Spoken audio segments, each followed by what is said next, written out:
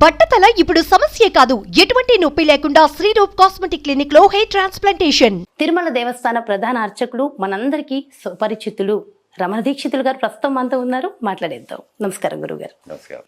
అయితే గురుగారు, తిరుమల దర్శనానికి ఎవరైతే వస్తారో భక్తులు, వాళ్ళకి ఖచ్చితంగా వాళ్ళు ఏదో ఒక కోరిక ఖచ్చితంగా తీరుతుంది, పాజిటివ్ వైబ్స్ ఉంటాయనేది భక్తుల నమ్మకం.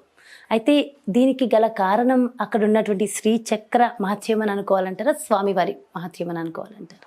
శ్రీచక్రం అనేది కొన్ని అతి పవిత్రమైన అతి శక్తివంతమైన బీజాక్షాల యొక్క ఒక అరేంజ్మెంట్ అన్నది శ్రీచక్రం అనేది. అందులో పర్యావరణ దేవతలు ఉంటారు, ఆవరణ దేవతలు అందరూ ఉంటారు. ఆ ఆవరణ దేవతలంతా కూడా మంత్రపూర్వకంగా కానీ ఆవాహన రూపంలో కానీ అక్కడ ఆవాహన చేసి ప్రతిష్ఠిస్తారు. తర్వాత వారికి పూజలు జరుగుతూ ఉంటాయి. కానీ తిరుమలలో అటువంటి శ్రీచక్రం అనేది లేదు. స్వామివారే అధిదేవతగా అక్కడ నవావరణ దేవతలకు ప్రతిష్ఠించున్నారు. ఇప్పటికీ కూడా వారు అరూపంగా స్వామివారి చుట్టూ ఆవరణల్లో ఉంటారు. అష్టదిక్పాలకులు, నవగ్రహాది దేవతలు మొదలైన విష్ణు స్వరూపాలు వీరందరూ కూడా ఉంటారు. అలాగే విమానంలో దేవతలు ఉంటారు, వీరంతా అరూపంగా ఉంటారు. ప్రతిరోజు స్వామివారికి ఆరాధనలు జరిగినప్పుడు వీరందరికీ కూడా ఉపచారాలు, అర్ఘ్యపాద్య ఆచమనాలు, తర్వాత నివేదనలు అవి కూడా జరుగుతూ ఉంటాయి. ఇవన్నీ కూడా బయట ఎవరికి చెప్పే విషయాలు కావు. కానీ ఇప్పుడు సందర్భం వచ్చింది కాబట్టి చెప్తున్నాం. లోపల స్వామివారి యొక్క పంచబేరాలు, ఇవి కాకుండా పరివార దేవతలు కృష్ణస్వామి ఉన్నారు, రుక్మిణి అమ్మవారు ఉన్నారు, రాముల వారు, సీతమ్మవారు, లక్ష్మణస్వామి ఉన్నారు, శాలిగ్రామమూర్తులు ఉంటాయి, సుదర్శన ఆళ్వారు ఉంటారు. వీరు కాకుండా ఆవరణ దేవతలు, విమాన దేవతలు, వీళ్ళందరికీ కూడా ఉపచారాలు జరపాలి. ఇది ఎప్పుడంటే స్వామివారికి నైవేద్యం జరిగేటప్పుడు జరుగుతుంది అన్నమాట. అందుకని చాలా కాలం ఎక్కువ పడుతుంది. అది వీళ్ళకి అర్థం కాకుండా 10 నిమిషాల్లో నైవేద్యం అయిపోవాలి, జనం కాచుకొని ఉన్నారు, విఐపీలు కాచుకొని ఉన్నారు, ఇలా చెప్పి ఆ జరగవలసిన కార్యక్రమాన్ని కుదించేయడం వల్ల వారికి ఇవ్వవలసిన ఉపచారాలు మనం ఇవ్వలేకపోతున్నాం. కానీ వేల సంవత్సరాల ముందు మహర్షులు ప్రతిష్ఠించి ఇన్ని వేల సంవత్సరాలుగా వారికి జరిగిన ఉపచారాల వల్ల వారు తృప్తి చెంది ఇప్పటికీ కూడా వచ్చిన భక్తులందరికీ వారి కోరికలను సిద్ధింపజేస్తూ ఉంటారు, అనుగ్రహిస్తూ ఉంటారు. భక్తులు తృప్తి చెందకుండా తను వచ్చి కోరిన కోరిక తీరిపోయింది, సంతోషంగా ఉందామని కాకుండా మరిన్ని కోరికలతో మళ్ళీ రావడం, ఇది భౌతికమైన ప్రపంచం పైన ఉన్న ఒక లాలసత్వం. దీనివల్ల కష్టాలు తప్ప మరేం ఉండవు. ఎందుకంటే ఎన్నో వేల కోట్లు ఆర్జించిన వాళ్ళందరూ కూడా ఎవరు సంతోషంగా లేరనేది మనం ఇప్పుడు మన వార్తల్లో చూస్తూనే ఉన్నాం. వారి కష్టాలు వారివి. కానీ వెంకటేశ్వర స్వామి వారు స్వయంభూ మన్వంతరంలో ఒక శుభముహూర్తాన భూలోకంలో అవతరించినప్పుడు బ్రహ్మాది దేవతలకు ఒక మాట ఇస్తున్నారు. నేను ఈ శ్వేతవరాహ కల్పం అయిపోయే వరకు ఈ భూలోకంలోనే, ఈ వెంకటాచల పర్వతాల్లోనే నేను శాశ్వతంగా ఉంటాను. వచ్చిన భక్తులందరినీ అనుగ్రహిస్తూ ఉంటాను. కోట్లాది భక్తులు నా కోసం వస్తుంటారు, వారి కోరికలు చెప్తుంటారు. కానీ వారి కోరికలన్నీ చాలా అల్పమైనవి, భౌతికమైనవి. ఈ భౌతిక ప్రపంచానికి సంబంధించింది ధనము, ఉద్యోగము, సంసారం, ఇలాంటివి అడుగుతూ ఉంటారు.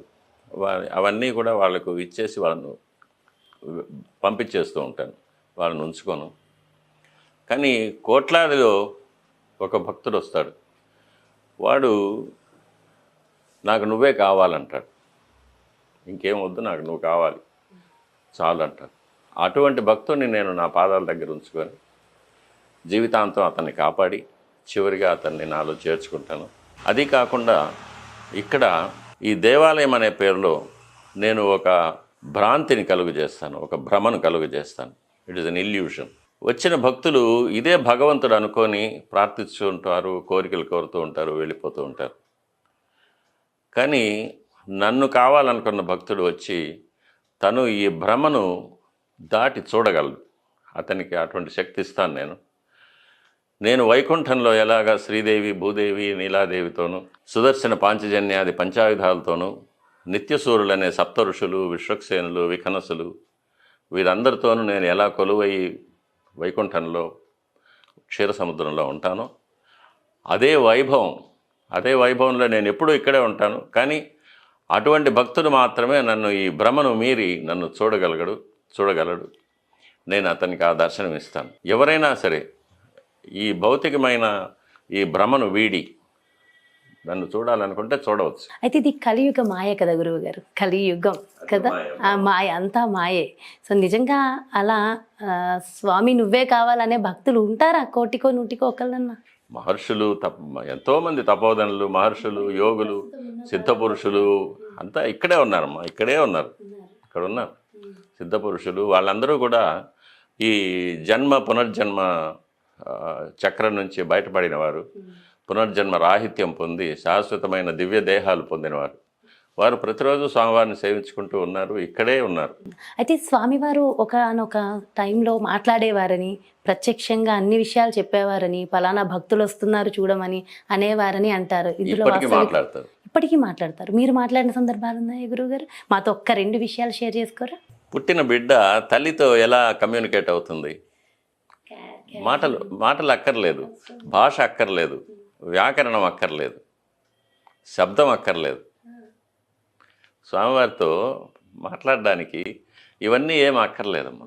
ఎందుకంటే ఆయనే అంతరాత్మగా మనలో ఉన్నాడు, మనం విశ్వంలో ఆయనలో ఉంటాం.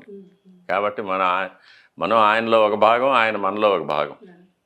కాబట్టి మనం అసలు మనకు వచ్చే ఆలోచనలే ఆయన కల్పించినవి. అయితే ఆయనకు చేసే అలంకారం కూడా ఆయనే చేయించుకుంటాడు. అందుకే ప్రతి వారం వేరు ఒకలాగా ఉంటారు, ఒక్కొక్క వారం ఒక్కొక్కలా ఉంటారు స్వామివారు. అదే నగలు, అదే కిరీటాలు, అవే వస్త్రం అంతా అదే. కానీ స్వామివారు ఒక్కొక్క వారం ఒక్కొక్కలా కనిపిస్తారు. అది అక్కడ చేసిన ఎవరి హస్తాల వల్ల కాదు అంటారు. ఆయన కావలసినట్లు చేసుకుంటారు. కొన్నిసార్లు కిరీటం వంకరగా కూడా ఉంటుంది. ఒకసారి ఒక అధికారి అడిగారు, అంటే కొన్ని కోడ్ వర్డ్స్ వాడుతుంటాం అలంకారాల్లో మేము మా లోపల అర్చకుల మధ్య. అది తెలుసుకొని స్వామివారి కిరీటం అంటే కుడివైపు వాలితే మహంతు మఠం వైపు వాలింది అంటాము, ఎడం వైపు వాలితే అర్చకుల ఇంటి వైపు వాలింది అంటాము. ఆ రోజు కిరీటం ఎడం వైపు వాలినుంది. ఆ అధికారి ఎప్పుడు వంకలు పెట్టేవారు అన్నమాట. ఆయన వచ్చి కిరీటం ఎడం వైపు వాలింది, అర్చకుల ఇంటి వైపు వాలింది అన్నాను. అందుకు నేను చెప్పాను, స్వామివారు ఎప్పుడు కిరీటమే కాదు, స్వామివారు ఎప్పుడు కూడా అర్చకుల వైపే వాలి ఉంటారు అన్నాను. ఎందుకంటే మన తల్లి గారికో తండ్రి గారికో నమస్కారం చేసేటప్పుడు వారు చినిగిన గుడ్డలు కట్టుకొని ఉండొచ్చు, మురికిగా ఉండవచ్చు, కానీ తల్లి తండ్రే కదా, అవన్నీ మనం చూడం కదా. స్వామివారి అమ్మవారి తల్లిగారి నుదుట బొట్టు చెరిగిందనో, పూలు వాడిందనో, చీర చెరిగిందనో చూడం కదా. తల్లి నమస్కారం పెడతాం, పూర్తి భక్తితోనే నమస్కారం పెడతాం, ఆమె ఆశీర్వాదం కోరే నమస్కారం పెడతాం. అట్లాగే స్వామివారిని దర్శించుకున్నప్పుడు ఈ వంకలు ఇవన్నీ చూడకూడదు. అది అర్చకులు అలంకారం చేస్తాం కాబట్టి మేము చూసుకుంటాం. కానీ వచ్చిన అధికారి స్వామివారి దర్శనం కోసం వచ్చినప్పుడు ఇది ఇలా వాలుంది, అలా వాలుంది, నామం సరిగ్గా లేదు అని వంకలు పెట్టడం అనేది చాలా పెద్ద తప్పు, అది అపచారం. ఎందుకంటే స్వామివారి ఆయన చేతుల్లోనే ఉంది కదా. సో చాలా చాలా సంతోషంగా ఉంది గురువుగారు, మీతో ఇన్ని విషయాలు ఎంత చక్కగా మాట్లాడడం చాలా చాలా ఆనందంగా ఉంది. Thank you so much. మీ విలువైన సమయాన్ని మా కోసం వెచ్చించి చక్కగా మా వ్యూవర్స్ కోసం, మన ప్రేక్షకులందరి కోసం ప్రతి ప్రశ్నకి ఎంతో చక్కగా సమాధానం చెప్పారు. ఎన్నెన్నో రెమెడీస్ కూడా అందించారు, స్వామివారి మహత్యాన్ని తెలియజేశారు. Thank you so much. కోటి ధన్యవాదాలు గురువుగారు. నమస్కారం.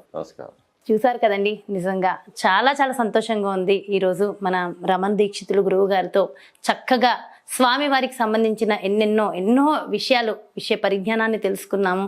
చక్కటి రెమెడీలను కూడా మరి గురువుగారు మనందరి కోసం అందించారు కదా. ఖచ్చితంగా స్వామివారి విషయాలను తెలుసుకున్న మనందరం కూడా ధన్యులం. మరో చక్కటి ప్రత్యేకమైన కార్యక్రమంతో మళ్ళీ మీ ముందుకు వచ్చేస్తాను. నమస్కారం.